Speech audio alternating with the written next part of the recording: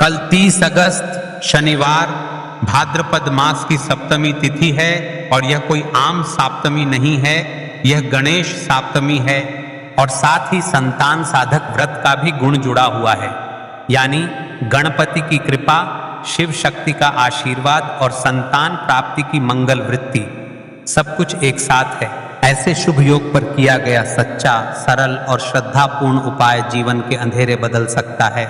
आइए विस्तार से समझते हैं क्यों यह दिन इतना महत्व रखता है, कौन कौन सी सामग्री लेनी चाहिए, इन सामग्रियों का अर्थ क्या है, अच्छी कथा, विशेष राशियां और छोटे छोटे नियम तथा सावधानियां। देखिए महाराज, किसी भी उपाय का सही फल तभी मिलता है जब समय, तिथि, वातावरण अनुकूल हो।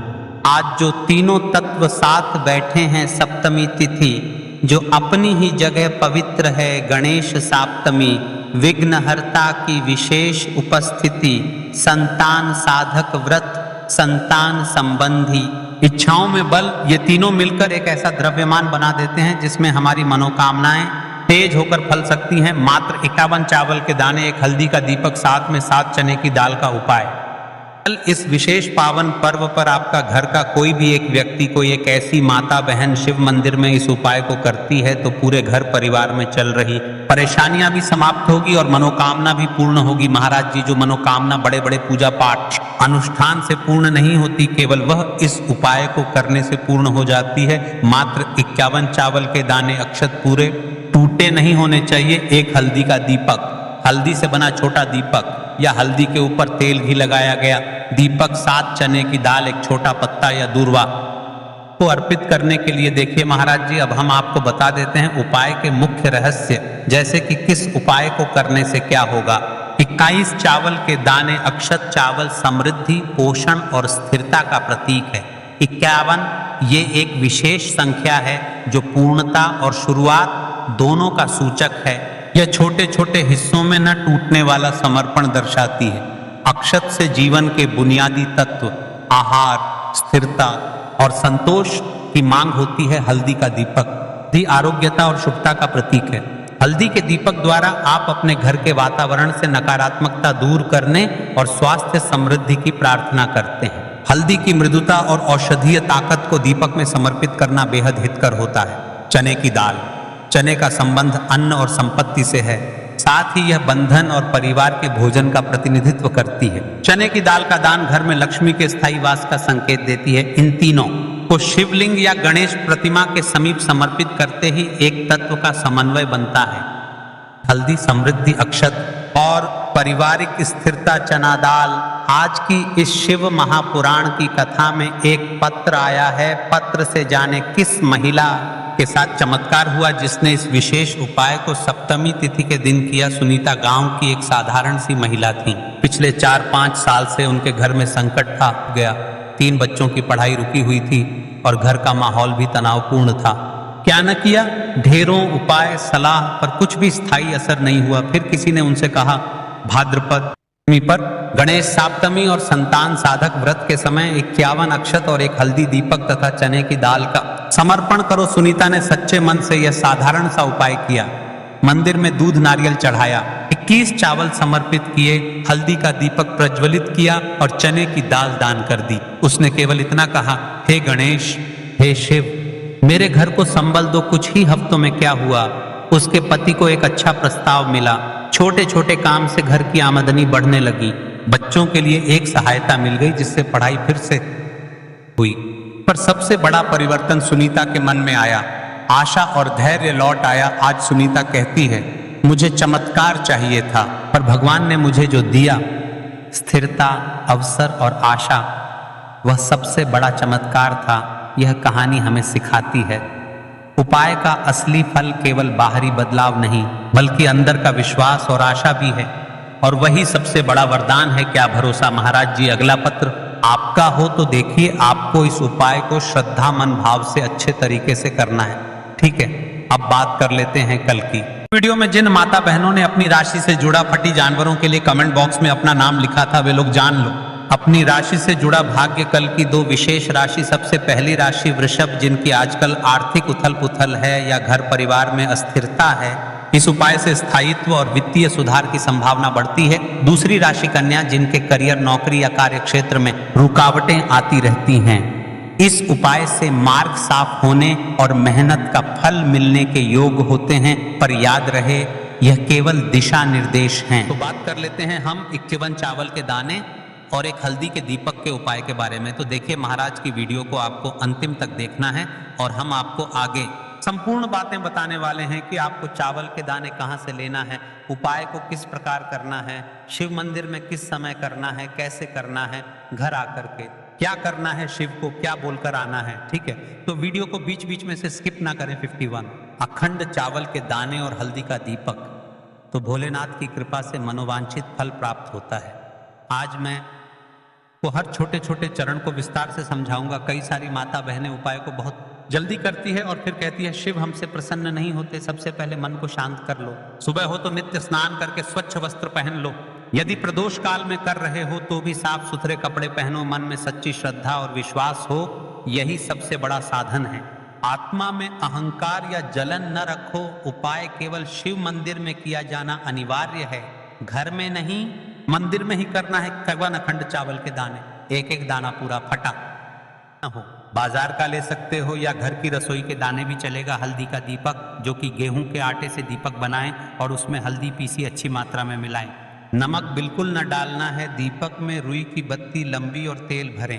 तेल के लिए तिल का तेल आदर्श है, पर आप तिल सरसों साधारण दीप तेल में से कुछ चुन सकते हो। कम से कम इतना तेल डालने कि दीपक स्थिर जलता रहे।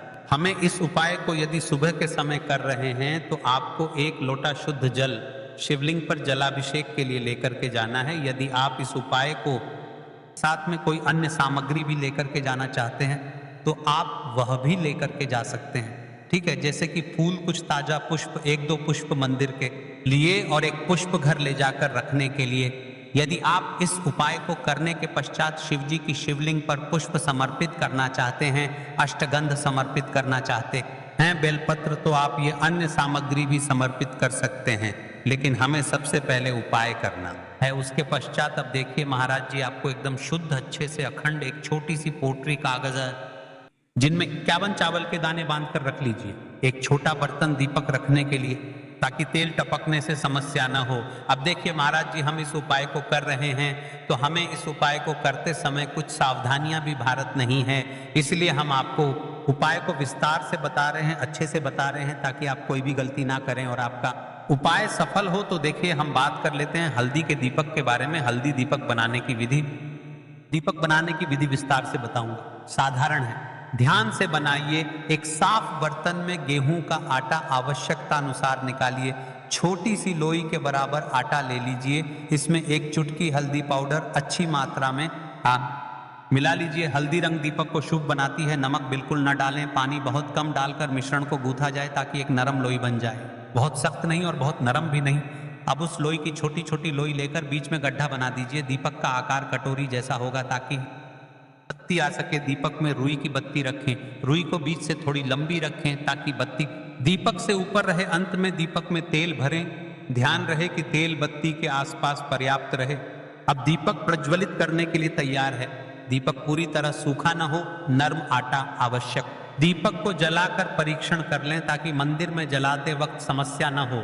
अब हमारा दीपक बंद करके तैयार हो गया है। अब बात कर लेते हैं इस मुख्य उपाय के बारे में। 51 चावल के दाने, तो देखिए महाराज जी, आपको चावल के दाने कहाँ से लेना है, कैसे लेना है, इन बातों का आपको ध्यान रखना है। तो देखिए, बहुत से लोग पूछते हैं क्या घर का चावल चलेगा या बाजार का, किस तरह का चावल लेना चाहिए। मैं स्पष्ट कहता हूं, घर का सामान्य चावल या बाजार का कोई भी पूरा दाना चलेगा, पर एक शर्त, 51 दाने अखंड व पूरा होना चाहिए। दाने फटे हुए न हो। 51 दानों को आप एक साफ सुथरे डिब्बे या कागज की पुड़िया में रखकर मंदिर ले जाइए। मंदिर तक जाते समय पुड़िया खुले न हो और दानों पर विश्वास और श्रद्धा बनी रहे।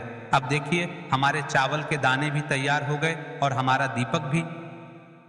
अब बात कर लेते हैं कि इस उपाय को करने का सबसे उत्तम समय कौन सा है। मैंने किस समय हमें इस उपाय को करना है, प्रदोष काल का समय या सुबह का समय। देखिए महाराज जी, जैसा कई भक्त पूछते हैं कब किया जाए, मैं 2 विशेष समय बताता हूं। सुबह का समय उत्तम प्रातः 7 बजे से 10 बजे तक, इससे दिन का मंगलप्रद आरंभ होता है। यदि सुबह 7 बजे तक जाना संभव नहीं तो 12 बजे से पहले भी कर सकते हैं। अब बात कर लेते हैं महाराज जी प्रदोष काल के समय की। कई सारी मात्रा बहाने सुबह के समय नहीं है, तो सबसे उत्तम समय प्रदोष काल का समय भी है, जो शिव जी को अत्यंत प्रिय है। प्रदोष काल सायंकाल 5 बजे से 6 बजे के बीच ये समय बहुत ही पुण्यकारी माना जाता है। यदि आवश्यकता हो तो 7 बजे तक भी किया जा सकता है। आप जिस भी समय जाओगे ठीक ठाक उसी समय श्रद्धा भाव से करिए। देखिए महाराज जी, अब हमारी इस उपाय की सामग्री भी तैयार हो गई है और हमने आपको समय भी बता दिया है। तो देखिए, एक मुख्य बात, यदि आप को सुबह के समय कर रहे हैं तो महाराज जी सुबह के समय तो शिव जी की शिवलिंग पर सबसे पहले एक लोटा जल चढ़ेगा, फिर उसके पश्चात आपको इस उपाय को करना है। और यदि प्रदोष काल के समय कर रहे हैं तो आपको एक साधारण दीपक प्रज्वलित करना है, फिर उसके पश्चात आपको उपाय करना है। ठीक है। और हाँ, एक विशेष और मुख्य बात कही, सारी मेरी अन्य माताएं बहनें रहती हैं जो शिव मंदिर जाते से ही दूसरी अन्य माता बहनों से सामग्री मांगने लगते हैं, जैसे कि जी आज आपने एक बेलपत्र लाए हो तो मुझे, जी आपके पास तो बहुत सारे फूल दिख रहे हैं, एक फूल दे दो मुझे। आपको शिव मंदिर में जाकर के इस प्रकार से नहीं करना है। ठीक है, केवल अपने जो अपनी सामग्री लेकर गए हैं उसी से उपाय करना है। अपने गांव के आसपास में जो भी शिव मंदिर हो, जो भी शिवालय हो, वहां पर पहुंच जाइए। शिव जी की शिवलिंग के पास में एक ऐसे स्थान पर बैठ जाइए जहां पर आप अपना उपाय पूर्ण रूप से कर ले और किसी अन्य माता बहनों को दिक्कत या परेशानी ना आए। और आपको उपाय करते समय, ठीक है, कई सारे लोग प्रश्न करते हैं कि सबसे पहले चावल का दाना शिव जी की शिवलिंग पर कहाँ समर्पित करना है। तो देखिए, अभी गणेश जी का समय चल रहा है, तो आपको सबसे पहले गणेश को श्रद्धा से अर्पण, सबसे पहला चावल का दाना गणेश जी के स्थान पर अर्पित कीजिए। मन मन में अपनी मनोकामना शांत भाव से कहिए, छोटा सा मनन, हे विघ्नहर्ता, मेरी मनोकामना के मार्ग को सुगम कर दीजिए। आप गणेश मंत्र 3 बार जप सकते हैं। ओम गम गणपतये नमः। शिवलिंग पर जलाभिषेक, शुद्ध जल का लोटा निकालिए और शिवलिंग पर धीरे धीरे जल चढ़ाइए। जल चढ़ाते समय मन में बार बार एयूएम नमः शिवाय का उच्चारण करें। यह सबसे मुख्य मंत्र है। आप मन में 11 बार, 21 बार या 108 बार जप कर सकते हैं, परंतु यदि समय कम हो तो कम से कम 11 बार अवश्य जपें। जलाभिषेक के साथ ही विनम्रता से कहिए, हे भोलेनाथ, मेरी मनोकामनाओं को पूर्ण कर दो, जीवन के कष्टों को दूर कर दो। अब बात कर लेते हैं हल्दी के दीपक के उपाय के बारे में। इस उपाय को भी आपके साथ में ही करना है। हल्दी दीपक प्रज्वलित और आरती। अब अपना हल्दी दीपक निकालिए और उसमें आग लगाइए। मंदिर नियम के अनुसार दीपक वहां जलाना था, तो मंदिर की अनुमति देखिए। पर यदि मंदिर अनुमति देती है तो दीपक शिवलिंग के पास रखें और प्रज्वलित कीजिए। दीपक जलाते ही ध्यान से कहिए, यह दीपक मेरे जीवन का अंधकार मिटाए, गरीबी और दुख दूर करे और घर में लक्ष्मी का वास कराए। दीपक की लौ से शिवलिंग का प्रकाश पूजन आरती कीजिए। दीपक को धीमे धीमे घुमाइए और ओम नमः शिवाय अथवा कोई भक्ति गीत गाते हुए अरे अब जो आपने अपने साथ अन्य सामग्री लेकर के आए हैं, जैसे कि पुष्प लेकर आए हैं, अंत में फूल अर्पित कीजिए। एक छोटा सा पुष्प मंदिर से लेकर घर के मंदिर के लिए अपने साथ रख लीजिए। ध्यान रहे, जो भी पूजा सामग्री आपने मंदिर में छोड़ा है वह मंदिर के नियमों के अनुसार ही होनी चाहिए। कुछ मंदिर चावल दाने वापस नहीं लेने देते, इसलिए पुष्प घर के लिए अलग रखें। पूरा कार्य करने के बाद हाथ जोड़कर कहते हैं, धन्यवाद भोलेनाथ, आपकी में आता हूं, मेरी मनोवांछाएं आप पूर्ण करिए। शांति और प्रणाम करके मंदिर से बाहर निकलिए। अब आपका उपाय पूर्ण हो जाता है। देखिए महाराज जी, आप उपाय करने से पहले इस वीडियो को देख रहे हैं तो हम आपको पूर्ण बातें अच्छी तरीके से समझ रहे हैं। कुछ सावधानियां और विशेष बातें जो आपको हमने पहले भी बता दी हैं, लेकिन आपको एक बार फिर से बता देते हैं। फिर इसके पश्चात हम जानेंगे 7 चने की दाल वाला उपाय, जो कि स्वर्ण समर्पण वाला उपाय है। तो देखिए कुछ मुख्य बातें, के दाने फटे न हो, यह सबसे महत्वपूर्ण। अखंड